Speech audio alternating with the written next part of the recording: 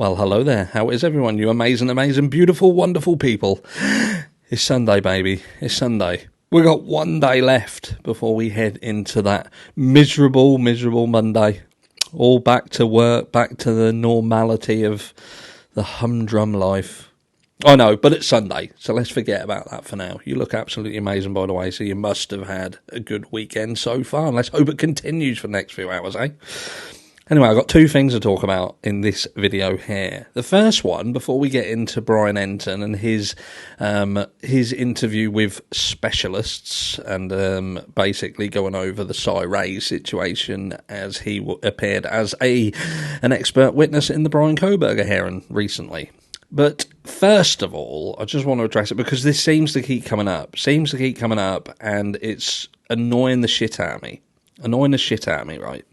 Because obviously the Gonsalves mentioned the alibi issue. Why isn't the alibi issue? And then that started the ball rolling with people talking about Brian Kohberger being out on this night and claiming that he was watching the moon and stars. If you are someone who is still going around the comments and spouting that Brian Kohberger's alibi on the night of this crime was that he was watching the moon and stars, you are a fucking idiot. And you've been following this a case about as much as Brian Entin's experts were, okay? What happened in this, and I don't even understand why I have to spell this out for you again. Brian Kohberger's alibi for the night of the crime was that he was out in his car. He was out driving around, okay? And that he wasn't at 1122 King Road. He was out driving around an area that would include Wawawi Park, and that Wawawi Park is somewhere that Brian Kohberger had learnt about since moving to the area, and somewhere that he would frequent. He would go there trekking, hiking, and occasionally watching the moon and stars. At no point was it stated that his alibi for the night of the crime was that he was at Wawawi Park watching the moon and stars. Okay? That is misinformation. That is people trying to push a narrative out that leads people to do research, and they'll look at the weather reports, they'll look at what the sky was like that night, and whether it was a clear night, and whether he could have done what he claimed he was going to do, and find out that no, he wouldn't have been able to do that. So then they turn around and say, well, he's lying then. He's lying. And I know this is happening because I've had people email me where they have felt that this is indeed the alibi. They've listened to people and they have gone out there themselves and done the research and to look at the weather patterns and the cloud patterns, cloud formation, and realised that, hold on a second, that would have been problematic. Ergo, he's lying. And then this spirals into this his alibi is junk because he's clearly not being able to do what he claims he was doing. But he never claimed that, and Taylor never claimed that. Mainstream media claimed that, and everybody with the Brian Kohberger is guilty of this crime narrative. And this is why I say to people, be careful who you listen to. Be careful to who you watch. If the overarching narrative on a channel is that the content creator or the reporter believes that Kohberger is guilty, then every single thing that they speak about, every single way that they approach different elements of reporting will be gauged towards primarily pushing their narrative. Okay, that's like I'll give you an example, even when it was deemed that Brian Kohberger had been approached by a work colleague who was scared that their property was being broken into, they were potentially being stalked, they went to Brian for help and assistance at that time of need. So rather than these people turn around and say, well, do you know what, there can't be a lot of truth in Brian's an incel or Brian's horrible to women if you've got a female who would feel that they were able to approach him at a time when they were scared at a time when they were in need of assistance and approached Brian. Instead, that got twisted to the point where that got exacerbated to the point where they believed that he had broken into the property and put cameras in, even though there was no proof of that whatsoever, no reporting of that. There was nothing in law enforcement that said that. It had no charges brought to him about that. Do you know what I mean? And even a more stupid one was when it was stated that Brian Koberger had helped save another female's life. And it was even deemed then, in a kind of a half-assed jokey way, that he'd tried to delay bringing the defibrillator back.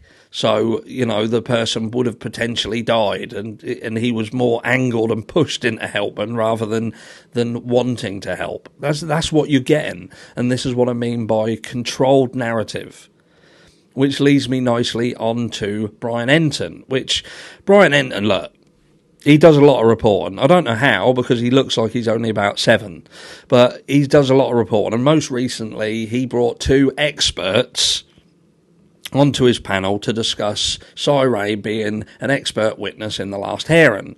And his question was flat out, oh, do you buy it? And the response to that was, no, I don't buy it. And they're standing here on very stony ground. And I think it's important for people to understand one very important thing. And I did touch on it in a previous video.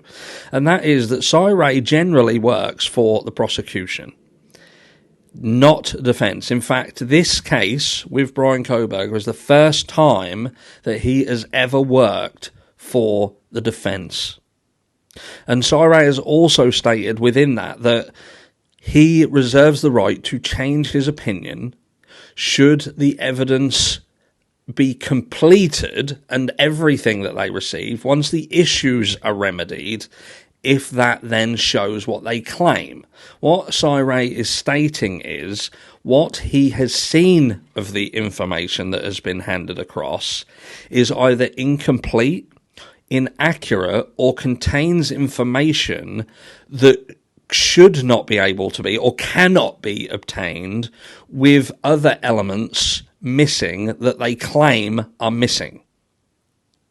And his experts didn't touch on that. Instead, they're talking about percentages, saying, oh, there's like 2% or whatever of it that's missing, and how can this 2% be important? When that's not actually what was said. It was actually stated that 80% of the garnered information was not reviewed. It wasn't gone over. They literally only reviewed around 16 to 18% of that data.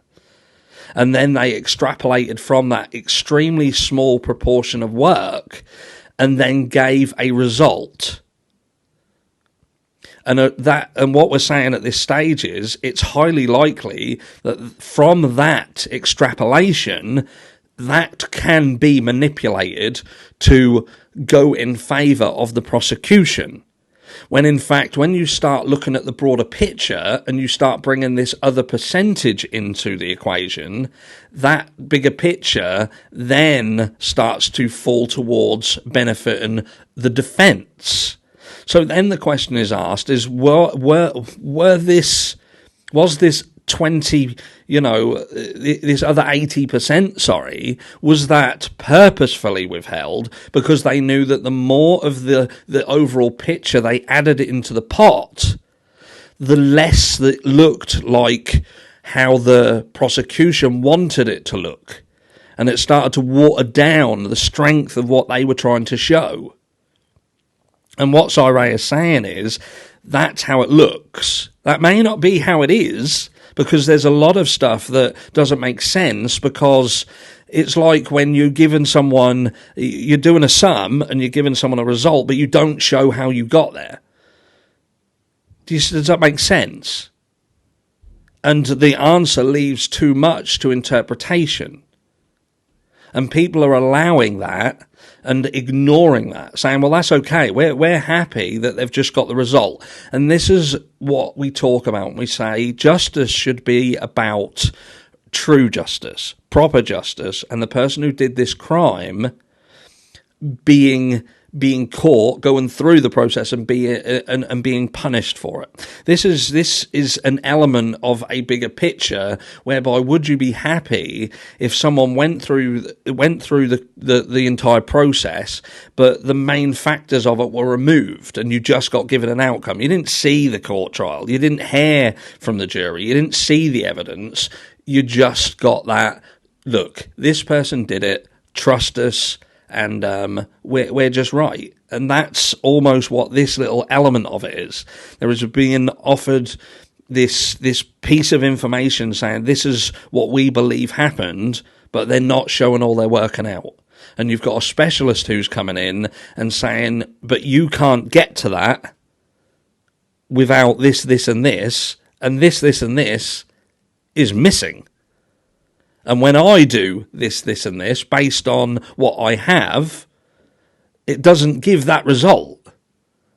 It, in fact, gives a result that flips it over to here. But again, I'll leave you on this. And this is so important. Again, Cy generally works for the prosecution. And his analysis, his system, is utilised in order to prosecute criminals. And that has been used countless times to do so. There are people incarcerated right now because of the use of that program. So you can't turn around and say that what Cy does, what his program is capable of doing, is null and void in this case, but then in all these other cases that is okay. We're happy with that because we believe that it has kept a criminal off the streets. Because then you're going back into this realm of, so what is okay? Is it just okay? The outcome just matches what you desire. This isn't about making you happy. This isn't about making someone happy who believes Bryan Kohberger did this crime. This isn't about appeasing content creators with the Bryan is guilty narrative. This is about obtaining justice for people who lost their lives and their families so they can move forward and try to get over this horrific thing. And that isn't going to happen if all of the evidence isn't looked at properly and every single stone unturned and every expert around this is happy that the job was done properly. And when you've got someone who is an expert in the field, Cy for instance, who is willing to turn around and say, look, I'm an expert in the field, I've proven I'm an expert in the field, there are people who are serving time right now because of what I do. What I'm telling you is this information is incorrect. But if they correct it and show everything that they should be showing and it gives this answer, then I will stand by that and I will support that. But at this moment in time, I cannot do that. If you're ignoring that, then you do not believe in truth and justice. You just believe in the appeasing of what you want, your desire. And then you have to step back and ask why you desire that. And if you're someone who desires that because you believe, for instance, that Bryan Kohberger was out that night and claims that he was watching the moon and stars and that just simply weren't possible, so he must be lying, then you have a problem. Let me know down below where you stand with it all. And I'll catch you all in the next one.